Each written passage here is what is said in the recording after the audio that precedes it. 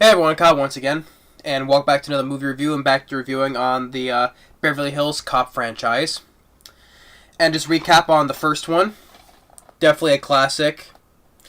This is the breakout role for Eddie Murphy, him in his career. Became the highest grossing film in the United States of 1984, also worldwide, one of the top ones of 1984 as well, but highest grossing film in the United States. 1984. Love this movie.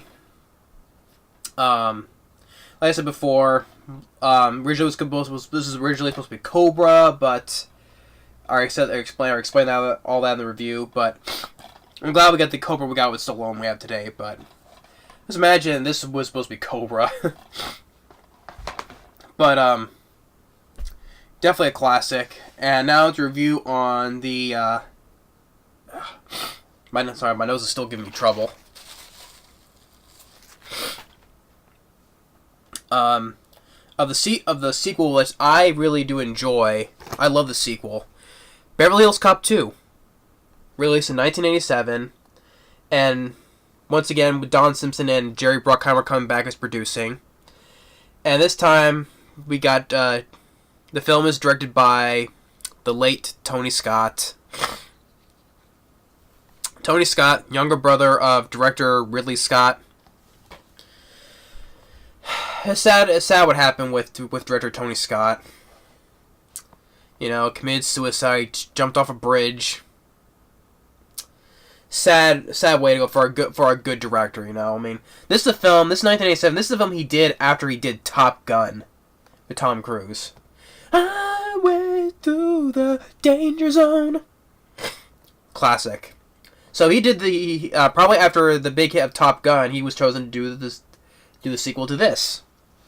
And it definitely shows like how I would say like each director has their own feel to a movie. Like when I watch a Spielberg film, I look at the film like this is a Spielberg film, or Ridley Scott, or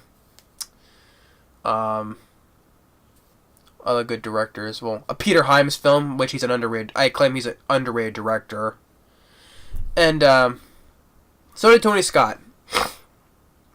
And Eddie Murphy coming back as Axel Foley, Judge Reinhold as Rosewood, John Ashton as Taggart, Ronny Cox as Bogomil, Gilbert,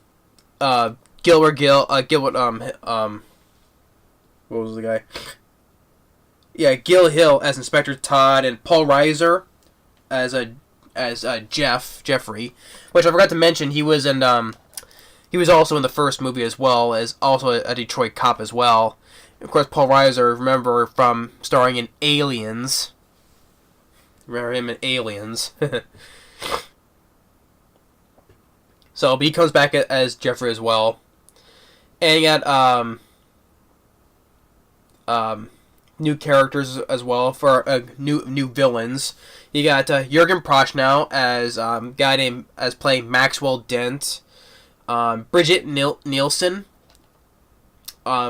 which from playing Drago's wife in Rocky IV, and as well as playing Red Sonja. Yeah, Red. Yeah, with Miss. I know it had Arnold in it, and yeah, Red Sonja and Rocky IV, and then it's also starring in Cobra as well. How funny how that goes. A film how Beverly Hills Cop was supposed to be Cobra, and then Brigitte Nielsen will go and star in Cobra. So, and other films that she did, if I ever recall, not much after. No, not much. Yeah, Red Sonja, Rocky IV, Cobra, Beverly Hills Cop 2, mostly known.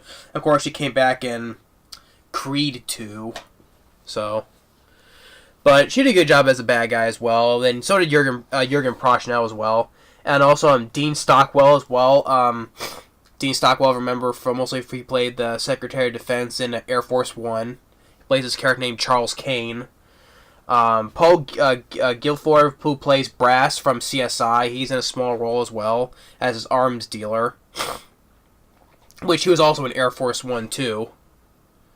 And you got Alan Garfield, who plays the new Beverly Hills chief of police, who's basically a prick, mostly to Taggart and Rosewood. And what I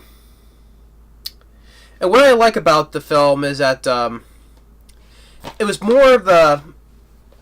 Although as much as I love the first film, though, the film is centered mostly on these three guys. Yeah, there was like a little bit less of them in the first film, though, because in this film, as soon as Eddie Murphy gets to Beverly Hills, it's just them three together all the way through the movie, and how them have the great chemistry they have with each other, the bonding of between cops and friends, because they're friends and all that too. So, and I like that. I really buy that how these three play off of each other and working together and at the same time bonding with each other throughout this whole case, and I really enjoyed that. Yeah, it wasn't less than the first one because they were hardly ever together in the first film though, but I like that they were like this together in throughout the whole movie, and just him trying to solve this case together. Started together, we finished together. So I really like that. And the film was a hit worldwide. Made about basically come close to matching the first film worldwide, basically making $300 million, basically. And then made about $157 million in the U.S. So the film was a big hit back then. And it's well directed by Tony Scott. May he rest in peace, sadly. And the score, the film was also like the first film, was also nominated for an Oscar. For best song, "Shakedown" by Bill Sager. See here.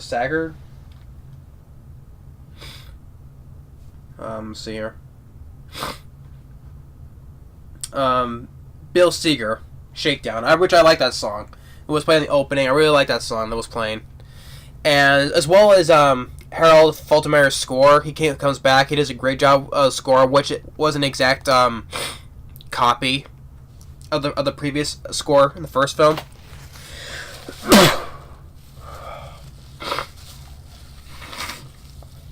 Sorry. I don't know why I just got the freaking sniffles again. Sorry about that. Just cut that off for a second because I didn't want to show you guys blowing my nose in front of the camera. That's just gross. So I had to cut that part off for a second. So, as I was saying, where was I at? The sniffles make me go congested up again. Yeah, I was talking about the Harold Faltermeyer score, which like I said wasn't an exact copy of the first film score. He did a great job with this one. As plot wise, there's these series of crimes called the alphabet crimes. Starts off with crime letter A, which they come into led by Brigitte Nielsen, called Adriano's, the jewelry shop, letter A, and Bogomil, once again played by Ronny Cox. He was basically onto something. You see him running in this middle of this field, right? Undercover work, stuff like that. And there's this new chief of police played by Alan Garfield. He's basically a douchebag, especially to Taggart and Rosewood. And then later, Ronny Cox, he gets shot because there's this woman who pretends to have car trouble. It's Brigitte Nielsen. Gives him the letter to letter B. He gets shot, but he's still alive. Axel, once again, doing his undercover work, which he deals with the guy in the opening of the first film with the cigarettes. Same guy. And he hears about the news about Bogomil, so he finishes his police work there, and which he goes talks with Inspector Todd, once again played by Guilfoyle. I told you that in the previous review he was a real police officer in real life, so he only did these 3 movies, which he did a good job as well. And it's like a blue slip, flash money, and Inspector Todd and I have was like, well, was it $2,000 for a suit, $200 for the tie, and for the Ferrari as well? I put my ass on. It's my ass on. I okayed this. And Eddie Murphy's like, yeah, I know about this, but I need you to do this. I'm going deep undercover work. And it's like, and Inspector Todd's like, what about the resties at the criminals at the end of the rainbow, right? You promised I need some more resties, not more slips and all that stuff. So I forget. I'm probably I jumbled the dialogue though, but if you watch the film, you'll see because sometimes certain dialogues I can't get right. So, but like I said, it's hard to do comedy lines because it makes it seem like it's not funny though. But when you watch the movie, it makes it funny though.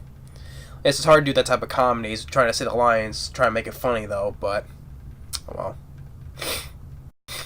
So he hurries over down to Beverly Hills, and he's wearing that which I like. He's wearing that Detroit Lions jacket.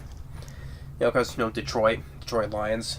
So, which I like though. I like that little touch of him wearing that jacket. He gets there and he goes to goes to visit at the hospital.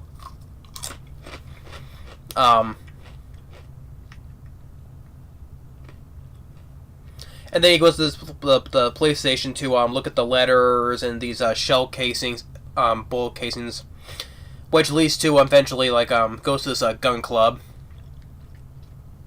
In which before the chief comes in, it's like, who the hell are you? And Murphy was like, my name is Johnny Wishbone, and I'm a psychic from St. Croix. That's right, I'm a psychic from the island of St. Croix, and I come down here to ask for my help. But clearly I don't need my help anymore. And your name is let me see your name. I don't know your name, but let me get it. It's Lutz, right? And your name is like Bill, right? Bill. It's like Gibbles and Bits, but different. So they go down to this gun club, and he goes with takes Judge Reinhold's vitamins and makes he has stuff explosive stuff to deliver, right? And he gets some water to make his face like he's all sweaty, and he's holding like this, like this. He's like holding like that, really walking very carefully with it. And then he goes down to the gun range. Shows him this guy. The casing, and Jurgen Prochnow sees it on the TV, and Dean Stockwell's there, and Brigitte Nielsen talks with him, and when she leaves, and Murphy's like, God damn, that's a big bitch. And then he's looking at the gun range, and these people are shooting like these black and white screens, and he's looking at one gun, but it doesn't look like one has a laser point to it though to shoot at. But he goes and takes his own gun. He goes and shoots the whole shoots all the screens with holes in it. And he just goes laughing like, which I always like his laugh. When he did it in these movies, like, so, and even after this visit, even if I mentioned his visit at the hospital, he goes and basically steals this big house where the owners are not there, but there's construction there. And he goes into once again using his talks, to like I said, he talks his way in bull crap, right, to get out of stuff, right. But he uses his way to talk way into basically getting this house up for himself, basically. and he tells meets Rosewood Taggart at his place, and he's like, his car's there. Well, if he's here, he's robbing the place. And before that, when Eddie Murphy goes to see Bogomil's daughter to get for more info, and he looks at these clippings that guy that Maxwell Dent knows, and he finds the sneakers with the mud on him. He's back at the house, and he's in the pool. He's like, "Hey, look, there's some beer, there's some martinis, there's a jacuzzi tub. Get your swimming trunks and get in the pool." And it's like, where'd you stolen this? He's like, Taggart's like, you've stolen this house. And he's like, oh, I thought you steal this house. This is my uncle's house. Now get your trunks and get in this pool. And then the deck's slippery, and then John Ashton goes and slips and falls, and Judge Reinhold, he just goes and laughs. And then John Ashton, he gets into this the suit, and So it makes him stick out like a sore thumb, basically. And they go to this what's called E385 North. It's like in a strip bar, basically, and then makes the thing that they get in, like makes it that everything pretends that John Ashton is former President Gerald Ford. It's like, that doesn't look like Gerald Ford. What have you seen Gerald Ford without his makeup on? And well, he's a civilian now, and he said he wants to come here, like shake his ass like the rest of us. And I was like, you know what? I want to head to 345 North. Yeah. So he's like, is that a problem? He's like, the guy's like, no, sir, it's a pleasure. So, and then like and like Emerald orders like a Coke, right? And it's like, how much? The guy tells the guy at the bar, it's like $7. $7 for a Coke? I can get blown for $7. And then when they leave, and when John Ashton gets up to leave, everyone's like applauding him. Because he's like Gerald Ford, so everyone's applauding him. Even Judge Ron, he's like smiling, laughing. I mean, this is a I think I got more enjoyment from this film. As much as I love the first film, it's still a classic though, but I got more laughs and more enjoyment from Beverly Hills Cop 2. So, but I'm just saying though, I love the sequel. It's definitely a great sequel. It's just sad to say that this film ruins it. But yeah, but I got more laughs out of this film. And then when they're leaving the building, there's people, some guys shoot at them. They topple their car over, but they're gone, and Eddie Murphy gets like the matches for a fingerprint. And they go back to Judge Reinhold's place. His place is filled with plants, and he has a Rambo poster, and he also has a Cobra poster. Cobra, like I mentioned, this was originally supposed to be Cobra, so it's funny he has a poster of Cobra. And he also has guns in his back, on his back of his door, and Eddie Murphy's like, Jesus, Billy. Or even in just seconds before that, John Ashton, he's talking to Eddie Murphy's like, Billy's really out there, isn't he, Axel? Yeah, and he's like, yeah, Billy's fucked up. I heard that. I know, I'm just joking. And he gets like some super glue to get these fumes off, to get the fingerprint off the matches. And while that they're like humming the theme for the dating game. Da, da, da. So they get a fingerprint which matches Dean Stockwell, but it's not enough evidence, so they go back to the gun place where Eddie Murphy gets like some gum and like the foil for the gum to get between the magnets to disalarm the alarm. And Judge Reynolds like, guess the gum's like, last piece. Split it. Because the one half to Judge Reynolds, and everyone's like, none for you, to Judge John Ashton. So they get into Charles Kane's office, they get the coordinates, basically at the next hit, for plans C and D, City Deposit. So the bad guys hit that place, and their way gets blocked, so Eddie Murphy and Judge Reynolds are running on foot, and Judge Reynolds gets out a gun and is like, what is that? Need another more firepower, and anyways like, what do you think you are, Clint Eastwood? Dirty Rosewood? And then they tell him there's a robbery going on. They shoot the alarms like, authorized. So they're getting away on their escape vehicle, their armored car, and Judge Ron, he goes to get a cement truck, and they actually hit some police cars, and it's like, it's okay, I know him. The guy's a jerk. So ultimately leads to the Playboy Mansion. You get an early role appearance from Chris Rock as his valet Parker. He's like, I get $10 for cars and $20 for limos. What is this? And it's like, it's mine. $50, park it next to the limos. So they get into the Playboy Mansion. They see with Jurgen Prochnow and Brigitte Nielsen, and Hugh Hefner has a little role appearance. Then they go to the Maxwell Dent's accountant, played by Gilbert Gottfried, mostly memorable for voicing Iago from Aladdin, and Todd tells him with these unpaid parking tickets, and it's like, oh, and Gilbert Gottfried is like, he basically tries to bribe him with some money, and he's like, we'll save what for what, $200, and Gilbert Gottfried's like, ouch, let go of my arm, I'm the one who's robbing you. Here's one, here's two, they're real crisp. So a little appearance from him. And ultimately, through Bogomil's daughter, but because of the insurance stuff, so because everything that Maxwell dents Jurgen Prochnow, his insurance has let lapse. One for like the gun club, the racetrack, Imperium Fields. Letter E, the E crime. That's the next hit. So.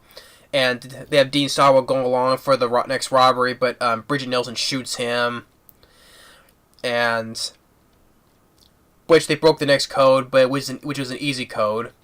It's basically trying to let the cops let Charles Kane, Dean Stockwell, he's the alphabet killer or robber, and basically they. Jurgen Prochnow basically frame him thinking he's the alphabet crime, while since Jurgen Prochnow is going broke, so he's letting him rip out his own stuff so he can sell weapons, guns, to sell them off to another country to make much more bigger money. So that's where Ronny Cox was at his oil fields. That's where they sell him the guns, and you get this big shootout where. Which I like. It was more bigger shootout than the first film. Granted, yes, and more like George Reinhold. He has more guns in his back trunk, like shotguns. Boom, boom, good firefights. Like George Reinhold, he's working this bazooka. He has it set in the wrong way. He's learning how to use it. It shoots it to one of the trucks that's getting away, and then John Ashton's like, "Fuck Rambo." And then the bad guys, they surrender, and Eddie Murphy, he shoots Jurgen Prochnow as he's trying to drive away, and then John Ashton, he shoots Brigitte Nielsen. When he's about to shoot Axel Foley, he shoots her, and he's like, women. And then Lutz, the chief of police, gets there saying, hey, I solved the alphabet crimes. And Judge Reinhold, he lets him have it. It's like, no, you listen, guy, this is what the alphabet crimes are. Guns. That guy sold them, and then he was going to sell them with money he ripped off from his own business, his own racetrack. And if you bother to take your head out of your ass, we solved the whole goddamn thing. And then John Ashton's like, kiss my ass. And the mayor fires Lutz. And then Eddie Murphy's like, are they civilians now? And he's like, yeah. I'm going to kick your ass later. And then Eddie Murphy, he takes like $200 that Gilbert Gottfried gave him and gave it to the mayor for charity. So it was nice to see. He's not a dirty cop, so he's an honest guy. So he takes that and delivers it to charity. And then John Ashton, Judge Reinhold says goodbye to Foley as he's leaving the place. As the original owner is about to come back, and he leaves and smiles at them as he's leaving, which is like that scene right there. So, yeah. I love Beverly Hills Cop 2. It's a great sequel. I love the sequel. But I would say I love it more than the first film. As much as I love the first film, it's definitely a classic, but I got more enjoyment out of life from the sequel. And Tony Scott, may he rest in peace, he did a great job directing the sequel. Especially fresh off of directing a big hit like Top Gun.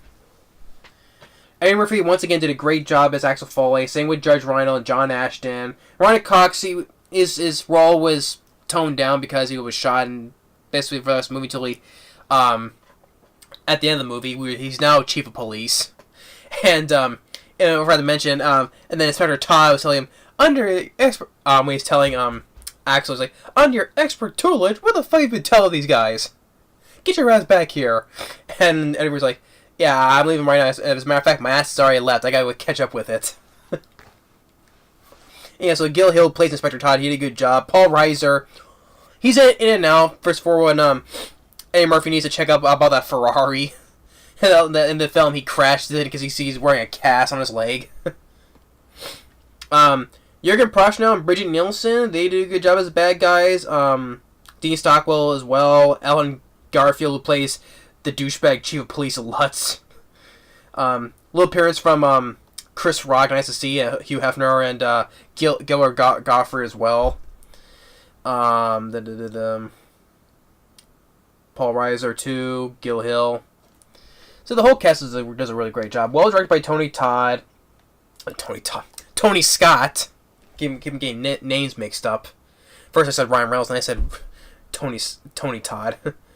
Harold Faltermeyer's score was great. That song I like, Shakedown. On for 102 minutes, but it's definitely well paced. I enjoy the action, the comedy. Well, more action the first film, but it's well put together. Features has where does it say?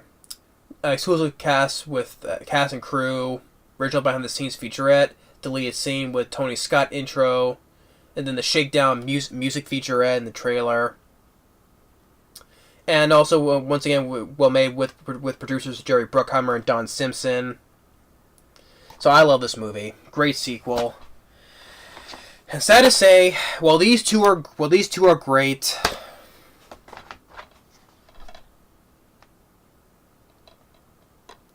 god dang, such a big letdown.